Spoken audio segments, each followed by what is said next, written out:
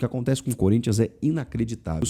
No meio de conta da história, da torcida... Por que não deixou o Fred Luz lá fazer o que queria fazer? Fala, nação corintiana, um ótimo dia aí pra gente. Pegamos o Atlético Paranaense na Copa do Brasil, parece ser bom. Será que é bom ou só parece? Vamos ver o Chico falando aí de Transferban, depois a gente dá a nossa opinião. Bora lá.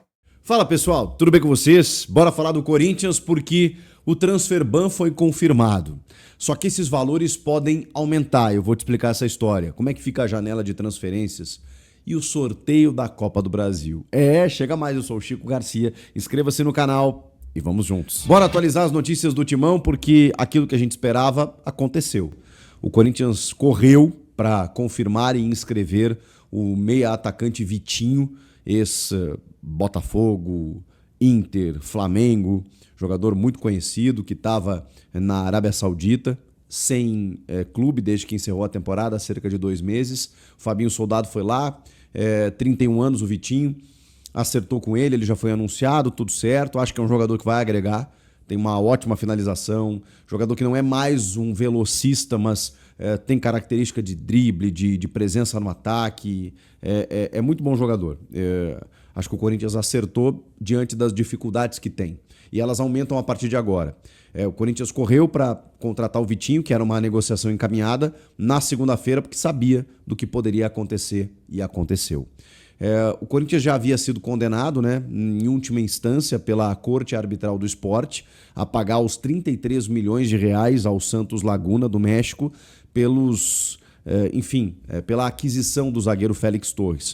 O Corinthians pagou a primeira parcela, não pagou o restante e com juros, multas, trâmites, custos jurídicos, tudo isso, o custo chegou a 6 milhões de dólares, 33 milhões de reais. Se o Corinthians não pagasse, até essa segunda-feira, ele sofreria uma das sanções previstas pela FIFA, que é justamente o Transferban, que é justamente a impossibilidade de você inscrever jogadores. Você pode contratá-los. O Corinthians pode contratar quem ele quiser, só que ele não pode inscrever. Nessa janela e nas próximas 2. Olhem o tamanho do pepino.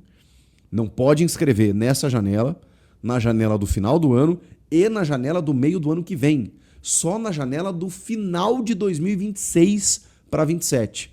O Corinthians poderia voltar a inscrever os jogadores. Ou paga o valor e pronto. A sanção é derrubada.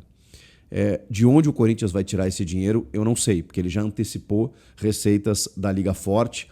O Osmar Stabile é um presidente interino, tem que aguardar novas eleições aí previstas pelo Conselho Deliberativo para a gente entender essas eleições de forma indireta, ou seja, apenas por membros do Conselho que votarão, para a gente saber qual será o presidente até o fim de 26, até o fim da gestão que seria do presidente Augusto Melo, presidente impeachmentado no último sábado.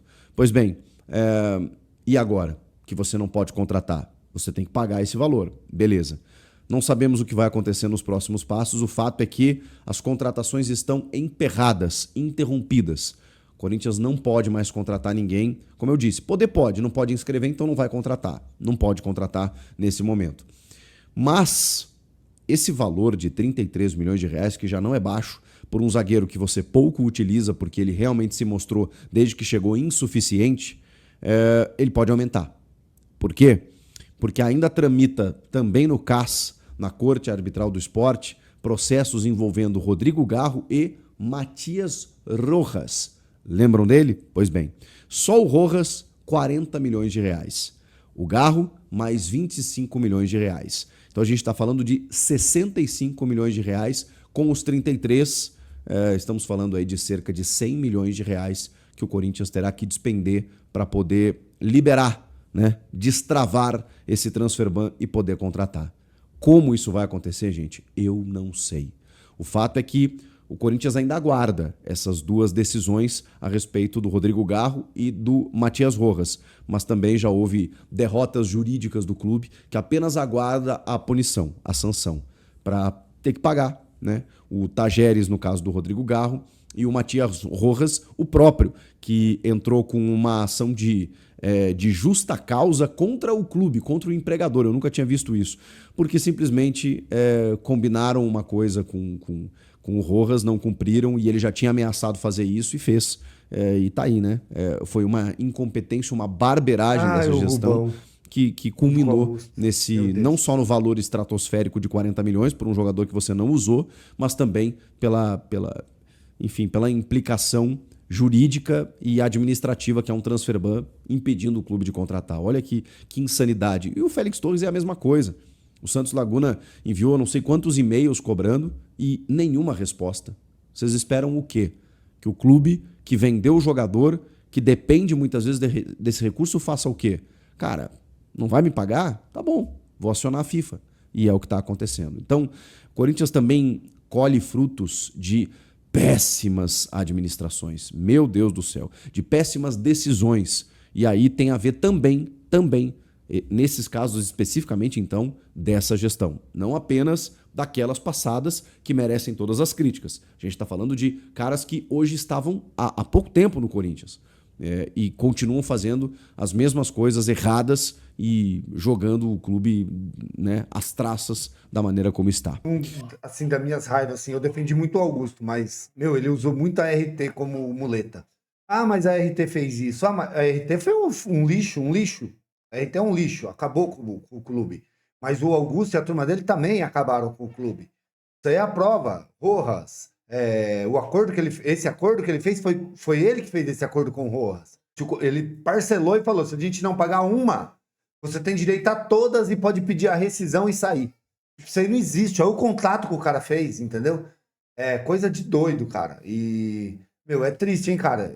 A gente não tem um administrador bom já faz o quê? 30 anos? Nem lembro a última vez que a gente teve, pra falar a verdade, cara. Não sei, não consigo ver a luz no fim do túnel. Triste, cara. Não é brincadeira, não. Você tá doido. Ser corintiano não é fácil, não. Enfim.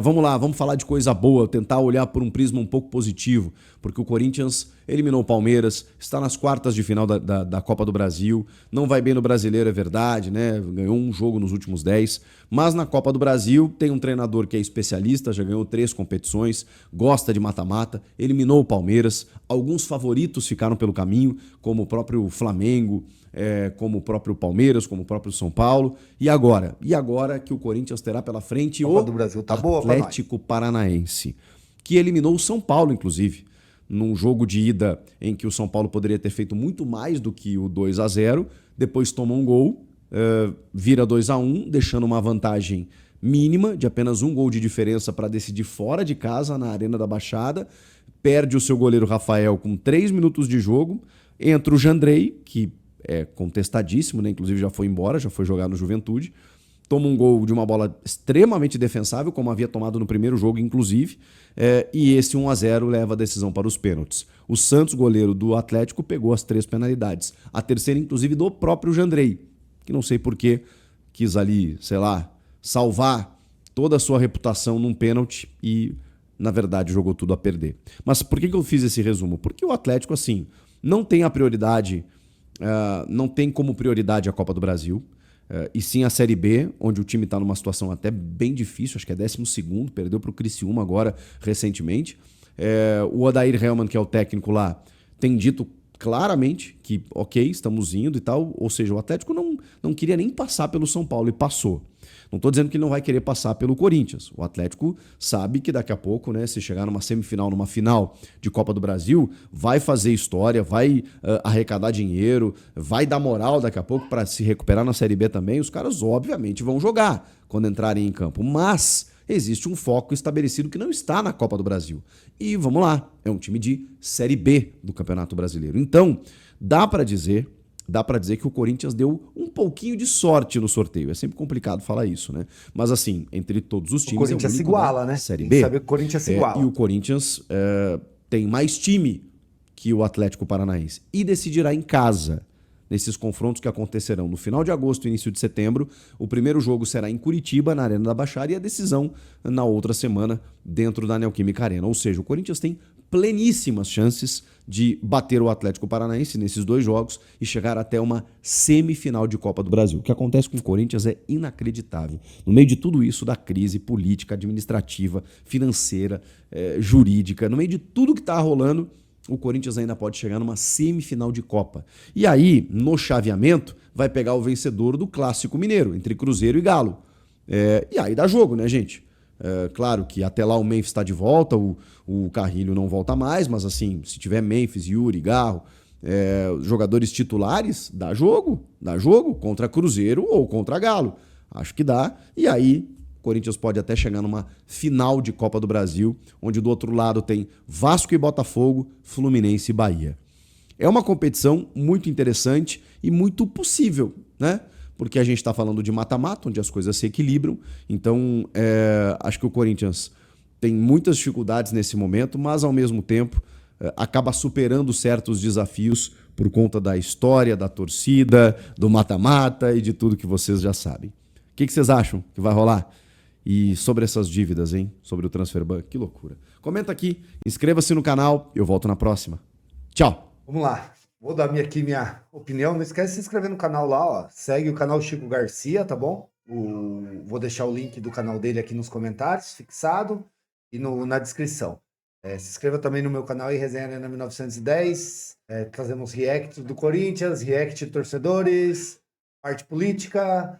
Cara, eu vou falar pra você, o Corinthians Copa do Brasil levou muita sorte. O problema é que o Corinthians se iguala. Qual que é a vantagem? Que o Corinthians joga o segundo jogo em casa. E mesmo ele se igualando, contra o próprio Atlético Paranaense, quando o Ronaldo fez 2 gols em casa, aqui a gente eliminou eles. Atlético Goianiense, o Yuri Alberto fez 3 gols, né, ali perto da estreia. Não foi a estreia dele, mas foi ali perto da estreia dele.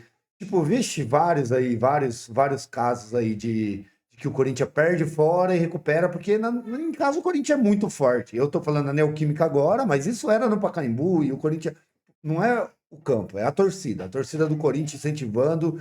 Meu, não tem jeito, você vê aí vários jogadores falando, a torcida do Corinthians é muito diferente e ajuda sim o time, ajuda e muito. Eu acho que a gente levou sorte sim na Copa do Brasil, e a gente tem uma real chance de, apesar de tudo que a gente tá passando, esse ano tá sendo um ano bom. Fomos campeões paulistas em cima do maior rival, eliminamos eles da Copa do Brasil, os lixos, e agora temos a chance aí de, quem sabe, ganhar uma Copa do Brasil aí. Seria muito bom ir uma vaga direta na Libertadores, né? E o Transferban é menos ruim do que eu pensei. Eu achei que era uma punição de 3 janelas, mesmo se o Corinthians pagasse. Então, não. Se o Corinthians pagar, essa punição some imediatamente. Então, legal. Agora é correr atrás para pagar, né? E ver se arrumamos um presidente digno aí, que administra o clube direito, né?